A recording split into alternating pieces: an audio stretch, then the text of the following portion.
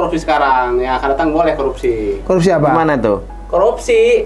Apa asal itu? Santun. Nah, boleh korupsi asal santun. Korupsi santun tuh. Ini nggak diracun kan? Kalau terkait dengan sisi keuangan dan sisi fiskal bisa, mungkin di sisi lain, ya itu kan memang ini ya adanya kemauan atau keinginan dan niat politik lah ras tahun ya untuk makan siang dan susu gratis. Artinya Dari mana? Gitu.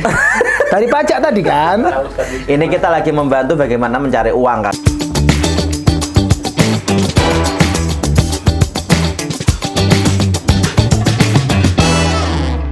Assalamualaikum warahmatullahi wabarakatuh. Kita jumpa lagi di Deskripsi Channel dalam program Potex, podcast santai seputar pajak. Bersama saya Arif. Dan saya Gofur. Dalam beberapa waktu ke depan kita akan ngobrolin apa nih, Bos? Ngobrolin ya yang ada hubungannya dengan pajak pokoknya. Pemenang Pilpres versi Quick Count itu kan sudah ada ya? Sudah ada. Dan itu merupakan yang salah satu yang getol sekali untuk nanti mewujudkan Badan Penerimaan Negara. Yup, betul. Badan Penerimaan Negara. Nah, nanti kita sambungkan itu, kaitkan itu dengan pencegahan korupsi ya gitu, pemberantasan korupsi. Bisa ya? Nah, makanya nanti saya ingin menggali lebih dalam pendapat ente. Kira-kira nanti data sudah terintegrasi semua, data rekening koran, kemudian data pertanahan, data segala macamnya, itu nanti kira-kira berdampak nggak sih terhadap ruang gerak perilaku itu? Ya, perilaku koruptif itu. Jadi mungkin kita akan mungkin ini ya teman-teman semuanya, kenapa data terintegrasi itu ya salah satu dari adanya CITAS tadi ya, Cortex System kita, karena mungkin tahun ini kali Bos ya, ya DJP itu akan sekitar launching ya bulan Juli lah, Juli. Pertengahan tahun. Dan juga sebenarnya ini nyambung teman-teman ketika kita mendengarkan kemarin dari 02 sebagai pemenang Quick Count versi Quick Count terkait dengan salah satu di ini ya, jadi programnya adalah program prioritas atau program apa itu enggak itu? Visi misinya di situ. Masuk apa tuh yang cepat, hasil terbaik cepat itu. 8 program hasil terbaik cepat. Nah, itu kan pembentukan Badan Penerimaan Negara. Entah lain namanya apa ya, apapun lah namanya. Tapi intinya adalah dengan adanya sebuah badan yang bersifat independen, dalam artian itu tidak di bawah kementerian ya, langsung di bawah presiden. Dia memang harus punya kewenangan yang inilah kuat juga, punya kewenangan karena tanggung jawabnya yang begitu besar. Kalau tanggung jawabnya besar tapi kewenangannya sama saja kan nggak bisa melaksanakan dan nggak bisa memikul tanggung jawab gitu.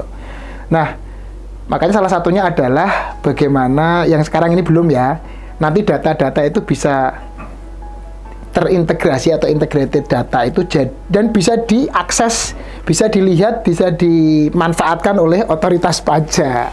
Nah gitu. Jadi arahnya adalah dengan adanya tadi yang disampaikan oleh Bro Arif, adanya integrasi data pertanahan misalnya, data otomotif, pembelian kendaraan bermotor, samsat. Nah, samsat itu nanti akan terhubung, tersambung dan bisa terintegrasi data, bisa dilihat tuh sama otoritas pajak. Nah, kan berarti kan kembali lagi ke tanggung jawab yang besar, punya kewenangan yang tinggi untuk dalam rangka menggali. Jadi nanti dengan terintegrasinya data tuh sebenarnya tidak hanya ini ya Bos, manfaatnya tuh tidak hanya meningkatkan penerimaan perpajakan atau tax ratio, tapi juga tadi ya bisa meminimalisir perilaku koruptif tadi itu ya. Secara tidak langsung ya, karena kan ketika orang nanti sudah kelihatan nih datanya nih, akan ketahuan tuh. Misal ada yang melakukan tindakan masih melakukan tindakan koruptif. Kan ini kalau antar pejabat misal dengan pihak swasta atau apa ada perilaku itu, nanti kan pasti ada yang diterima kan, Bos. Betul. Nah, yang diterima itu mau dialihkan dalam bentuk apa? Secara profil nanti akhirnya akan ketahuan nih. Oh, Anda punya uang di rekening ini senilai ini gitu. Anda punya mobil loh dari pembelian, Anda punya tanah loh dari pembelian di tahun ini gitu. Jadi itu nanti akan ketahuan nih, wah dari mana dapatnya Padahal Anda mungkin secara profil gajinya, tunjangannya hanya sekian gitu. Nah, itu yang nantinya dengan adanya data yang terintegrasi ini kemungkinan bisa berkurang perilaku-perilaku dari sisi situ ya. Kalau ada modus-modus lain ya, mungkin nanti kan kita lihat modusnya seperti apa. Gitu. Kalau menurut Bro Arif sendiri, kira-kira dengan adanya integrasi data tadi, memang selain manfaat utamanya adalah dalam rangka penggalian potensi pajak ya, yang tax ratio bisa naik lah kira-kira itu. Dalam sisi pencegahan perilaku yang koruptif ini, seperti apa hubungannya mereka? Iya, menurut saya juga kurang lebih sama ya dengan apa yang tadi sudah ente sampaikan, bahwa akan membatasi ruang gerak pasti. Tapi saya punya keyakinan begini. Gimana? Teman-teman ini kan teman-teman ya, dikiranya kita ya SDM kita yang apalagi yang punya kesempatan untuk melakukan tindakan korupsi itu kan orang-orang yang cerdas lah boleh dibilang ya. Saya tidak mau bilang cerdik atau licik ya, tapi artinya dia punya banyak akal, banyak cara untuk bagaimana nanti mensiasati ketentuan, sebuah aturan nanti yang akan membatasi sistem itu ya. Jadi memang bahwa akan membatasi iya, tapi saya yakin akan ada way out, akan ada jalan keluar yang mereka temukan untuk bagaimana bisa menyembunyikan dalam tanda petik hasil dari kejahatan korupsi itu tadi. Walaupun memang itu akan sangat-sangat membantu dalam proses paling tidak indikator-indikator awal lah. Misalkan jabatan misalkan kita Eselon 1 misalkan gaji berapa nih kalau 5 juta ya gitu gaji 5 juta atau jangan misalkan 15 juta gitu misalkan ya 20 juta misalkan. Nah, ternyata profil hartanya dia tidak matching dengan penghasilannya, bahwa akankah itu nanti meminimalisir praktek-praktek korupsi ya kita lihat nanti apakah kemudian masih ada lubang-lubang yang kira-kira bisa untuk menyembunyikan di luar data yang sistem integrasi data itu tadi gitu. Kalau kita bicara yang kayak tadi ya, ada way out atau loophole yang masih ada di sini kan, memang sebenarnya untuk pajak itu ya, dari sisi pajak ya kita mungkin kalau kita kembali dulu teman-teman, dari sisi pajaknya ketika ketahuan nih ada data, ya paling kan suruh bayar pajak kan? Iya betul. Ya kan? Suruh bayar pajak, suruh pajaknya. Karena kalau pajak kan yang penting kan tambahan kekayaan ekonomis kemampuan ekonomis. Dia kalau ada semacam pertukaran data misal dengan pihak penegak hukum misal, dalam artian ada pertukaran data itu laporan lah secara berkala bahwa untuk semakin memperkuat bagaimana kita niatan lah untuk memberantas korupsi misal, terutama dari sisi pejabat negaranya, yaitu mau nggak mau, misal pertukaran data itu akan menjadi bahan yang harus ditindaklanjuti secara proporsional. Jangan menindaklanjutinya juga nggak proporsional kan? Kalau menindaklanjutinya nggak proporsional kan nanti malah kemana-mana. Kalau mungkin itu bisa, tapi memang kembali lagi bahwa kewenangan DJP kan untuk ini ya, collecting money tadi ya, money untuk mengumpulkan duit dalam rangka pendapatan. Sehingga kalau ini kan ketahuan nih, hartamu kok naiknya banyak, secara pajak dia bayar, ya sudah. Secara umum dengan adanya perbaikan ini, tadi pasti dominan benefitnya ada di DJP, ada di otoritas pajak lah nanti apakah BPN atau BPP. Nah, dari sisi pencegahan tindakan-tindakan yang koruptif tadi mungkin ada efeknya, meskipun tadi memang harus ada tindakan-tindakan yang berikutnya yang harus dilakukan. Misal ada data dari DJP nih, tapi nggak tindak lanjuti kan sama saja. Iya, betul.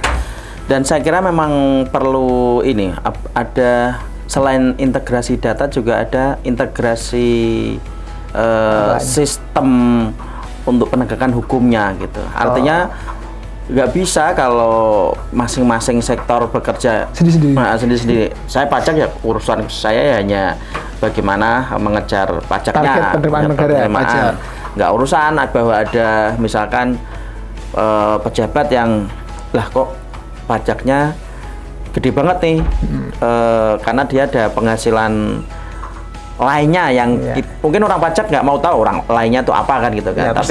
Tapi ketika nanti ada penyatuan artinya penyatuan sistem di penegakan hukum dengan ada tadi apakah sekedar pertukaran data atau lebih jauh dari itu lebih jauh dari itu mungkin akan lebih efektif juga kita bicara soal dampaknya terhadap pemberantasan korupsi begitu.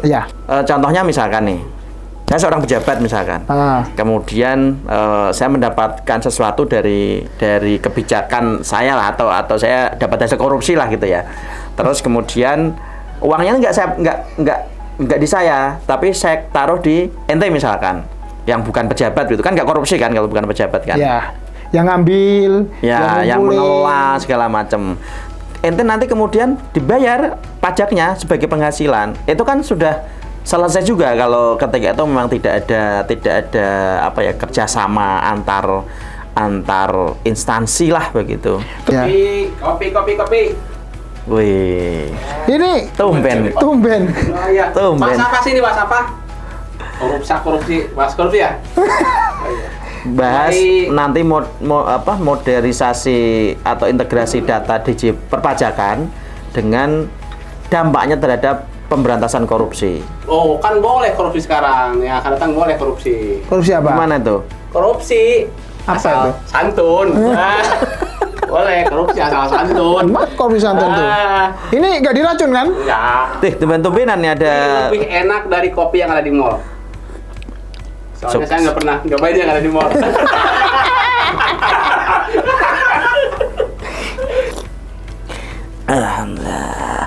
Kalau jadi kita kembali lagi tadi terkait dengan ya itu kalau memang tidak ada penyatuan sistem tadi ya kewenangan ya tadi mungkin yang bisa dilakukan hanya koordinasi, kemudian pertukaran, itu pun nggak sebuah kewajiban. Kalau nggak sebuah kewajiban, bukan sebuah kewajiban itu kan juga bukan hal yang utama untuk dilakukan biasanya kan seperti itu. Pembahasan ini menurut saya menarik, Bos. Karena ini bisa jadi masukan pada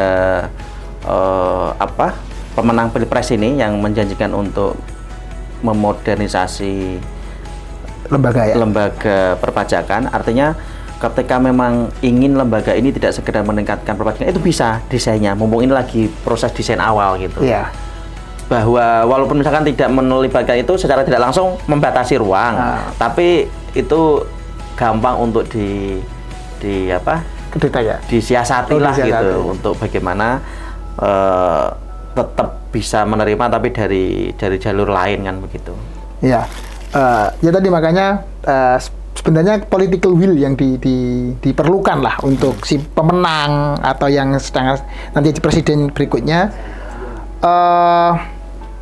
Ini kebetulan kan di sisi otoritas pajaknya sedang ada reformasi secara ini ya, sistemnya, kemudian terkait dengan IT-nya sehingga memang benar-benar semua data itu mau diakses gitu sehingga bisa dimanfaatkan. Nah, kalau terkait dengan sisi keuangan dan sisi fiskal bisa, mungkin di sisi lain ya itu kan memang ini ya adanya kemauan atau keinginan dan niat politik lah dari yang paling tinggi dalam hal ini untuk menerapkan itu. Ya meskipun kita tahu bahwa namanya politik kan pasti ada tarik. Jadi nanti memang tergantung desainnya seperti apa ya, Bos? Apakah itu nanti akan betul-betul mempunyai dampak yang signifikan terhadap pemberantasan korupsi atau ya hanya membatasi ruang gerak tapi tidak terlalu signifikan untuk membantu pemberantasan korupsi. Saya kira kan semua capres waktu itu kan punya agenda itu ya, agenda untuk pemberantasan korupsi semuanya lah disiapkan. Tapi kan tinggal narasinya seperti itu, tapi nanti aksinya seperti apa kan gitu. Apakah pemberantasan korupsi itu menjadi hal yang sentral dalam artian, kalau sentral kan harusnya memang ada link sistem dari beberapa, apalagi tentang keuangan ya. Kalau tentang keuangan perpajakan ini kan sangat hubungannya itu sangat dekat sekali dengan tindak kejahatan atau korupsi tadi. Tapi ya kembali lagi follow the money ya? Follow the money, ketemu orangnya tinggal ketahuan gitu. Cuma tadi bener kata ente bro bahwa desainnya seperti apa nih? Ataukah berhenti di sini kalau kita bahas dari sisi perpajakannya, misal dengan adanya integrasi data ini akan memberikan dampak yang luar biasa tentunya bagi otoritas pajak. Dalam hal ini untuk melakukan ini ya, penegakan hukum, melakukan tindakan pengawasan, pemeriksaan gitu. Tapi kembali lagi, apakah data yang didapatkan itu akan dimanfaatkan dalam artian secara proporsional gitu. Adil lah bahasa lainnya. Ya semua yang kena ya kena gitu. Jangan melihat ini yang kena pihak A, kita gempur, yang ini tajam ke bawah, tumbul tajam ke kanan, tumbul ke kiri. Itu kan sama-sama kaya soalnya. Kalau wajib pajak kan sama-sama kaya gitu. Jadi harus sama-sama gitu memperlakukan data kan nggak pernah berbohong aja kan. Iya. Kata superior kan. Yang baca yang kadang menginterpretasikannya kadang salah. Baca nggak mau nerima. Nggak mau nerima kebenaran. Nyindir kayaknya itu ya. Dokteran. Nah, kalau terkait dengan tadi desain itu ya mungkin kita bisa ini ya hanya bisa meraba-raba bahwa kalau memang dihubungkan dengan pemberantasan korupsi yang menjadi salah satu program, salah satu visi misinya, ya harusnya bisa dengan lebih cepat bahwa kan kata kalau nggak salah kata Pak Mahfud lah ya, Pak Mahfud MD salah satu calon wakil presiden kita. Bukan yang menang versi Vicon, bukan yang menunjukkan bahwa kebocoran dalam hal ini kebocoran ini kalau memang ini bisa ditutup, tindakan-tindakan koruptif ya di semua bidang lah, tidak hanya di bidang keuangan tapi bisa di pertambangan, di energi dan lain-lain, itu sebenarnya bisa dibagi-bagikan untuk rakyat itu sampai 20 juta per bulan kalau nggak salah ya, nanti dicek lagi. Hasil dari sumber daya alam saja itu, belum yang lain, kebocoran yang bisa tertutup gitu. Tapi ya kembali lagi tadi kalau terkait dengan sisi pajak, sisi keuangan, apakah bisa memberikan supporting data yang benar-benar bermanfaat dalam artian untuk penegakan hukum ya gitu. Kalau menurut Pak Arif sendiri mungkin seperti apa desain yang seharusnya atau seidealnya? Kalau karena kita kan bukan capres-cawapres pemenang ya, jadi nanti kita serahkan, kita hanya bisa memberikan masukan. Jadi yang seperti yang disampaikan ini tadi kan berarti para capres-cawapres ini punya program untuk membuat otoritas pajak lebih independen, lebih kuat satu. Di sisi lainnya juga punya program pemberantasan korupsi gitu. Iya. Nah, sebenarnya ini bisa peribahasanya saya bukan sekali mendayung 2-3 pulau terlampaui gitu ya. Jadi dengan satu badan ini sebenarnya kalau dimaksimalkan itu bisa selain meningkatkan penerimaan perpajakan yang tentu nanti bisa digunakan untuk membiayai program-program pemerintah, apalagi kalau misalkan nanti memang pemenangnya sesuai dengan versi Quickcon itu kan ada program susu gratis, makan gratis. Kang, susu gratis, Kang. Susu gratis. Baru impor sapinya. Tunggu 2029. Ya jangan susu sapi. Jadi itu kan membutuhkan banyak pembiayaan, 450 triliun.